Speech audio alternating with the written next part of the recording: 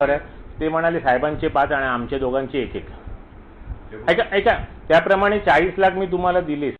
माननीय आमदार जे कोल्हापूरला आहेत, ज्यांनी ह्या मुलाकडनं 40 लाख रुपये घेतले आहेत, त्याचा पूर्ण व्हिडिओ ते मुलाशी बोलताना माझ्याकडे आहे.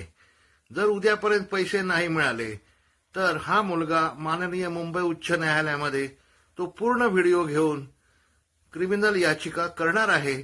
हे माननीय आमदारांनी लक्षात ठेवायचं आहे. मराठी बाणा, मराठी फणा, मराठी अस्मिता ही फक्त नावाला आहे का? माननीय देवेंद्रजी फडणवीस साहेब एवढे प्रामाणिक आहेत, त्यांचा मुंबईत फ्लॅट नाही आहे. तसंच एकनाथजी शिंदे साहेब रिक्षावाल्यापासून उपमुख्यमंत्री, मुख्यमंत्री पदापर्यंत चढले. अशा प्रामाणिक माणसांकडे तुम्ही असताना तुमच्याकडून हे पाप कसं व्हावं? माननीय आमदार कोल्हापूरचे, आपण जरा कृपया त्या मुलाचं कन्सिडर करावं. हे पाप आहे. यावर तुम्हाला काय वाटते कमेंट बॉक्समध्ये लिहा. चॅनेलला सबस्क्राईब केले नसेल तर नक्की सबस्क्राईब करा. जगात भारी कोल्हापुरी.